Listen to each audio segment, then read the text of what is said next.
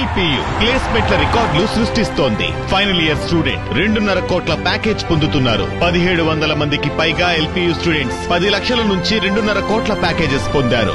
విద్యా విప్లవం ప్రారంభమైంది లవ్లీ ప్రొఫెషనల్ యూనివర్సిటీలో. తదనంతరం 99లో ఆయన ముఖ్యమంత్రి అయినా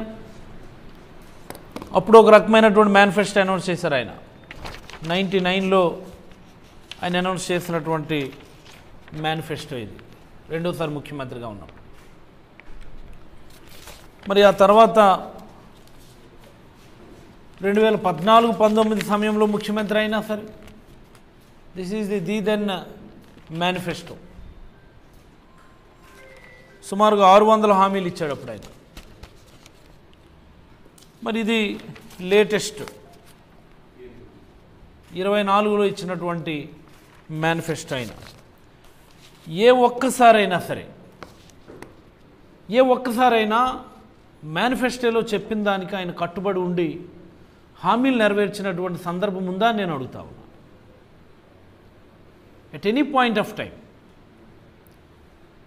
డ్యూరింగ్ ఎనీ అదర్ టెన్యూర్, ఈ టెన్యూర్ కాకుండా అంతకుముందు టెన్యూర్స్లో అయినా ఏ ఒక్కసారైనా సరే ప్రతిసారి కూడా వెన్నుపోటే, ప్రతిసారి కూడా రాష్ట్రం తిరోగమనం అన్ని రంగాల్లో కూడా.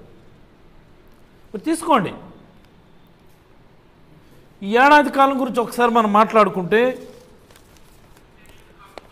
మేజర్ ప్రామిసెస్ సూపర్ 6 హామీలు అన్నాడు ఆయన. Major promises. Apart from that మేనిఫెస్టోలో ఒక 143 హామీలు చెప్పాడు ఆయన. ఎన్ని హామీలు ఉన్నాయి నెరవేర్చాడు ఆయన? నాకు అర్థం కాదు. ఏమనంటే పెన్షన్లు పెంచిస్తున్నాము అంట. మీరు చెప్పింది ఏంటి పెన్షన్ల గురించి? మీరు పెన్షన్లకు సంబంధించి మీరు ఇచ్చిన హామీ ఏంటి? బీసీ ఎస్సీ ఎస్టీలకు 50 సంవత్సరాలకే పెన్షన్ ఇస్తానని చెప్పి ఆ రోజు మీరు హామీ ఇచ్చారు. ఇస్తున్నారా మీరు 50 సంవత్సరాలకు పెన్షన్లు? 50 సంవత్సరాలకు మీరు పెన్షన్లు ఇస్తే అదనంగా 20 లక్షల మంది పెన్షనర్స్ యాడ్ అవ్వాలి. అంటే జగన్మోహన్ రెడ్డి గారు ప్రభుత్వం దిగిపోయే సమయానికి ఉన్నటువంటి 65-66 లక్షల పెన్షనర్లకి అదనంగా 20 లక్షల పెన్షన్స్ యాడ్ అవ్వాలి. మీరు ఇచ్చినటువంటి హామీ ఇది.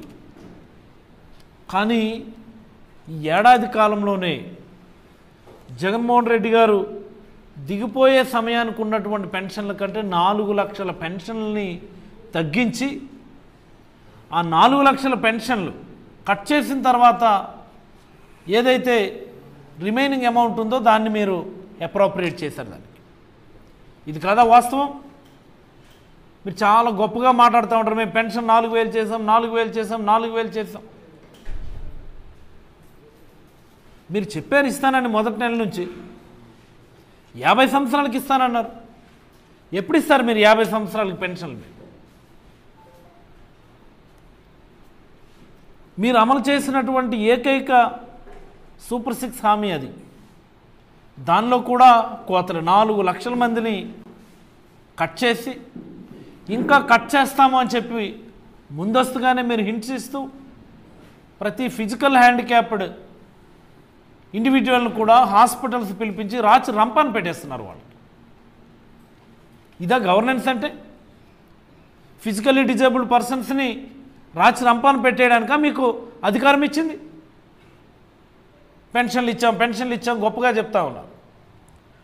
అండ్ మోస్ట్ ఇంపార్టెంట్లీ ఇప్పటికీ కూడా అనేక గ్రామాల్లో పెన్షన్లు ఇవ్వటానికి వృద్ధులందరూ కూడా గంటల తరబడి ఎండల్లో నిలబడి ఆ తెలుగుదేశం నాయకుల ఇళ్ళ దగ్గర పడిగాపులు కాస్తున్నటువంటి సందర్భం ఉంది.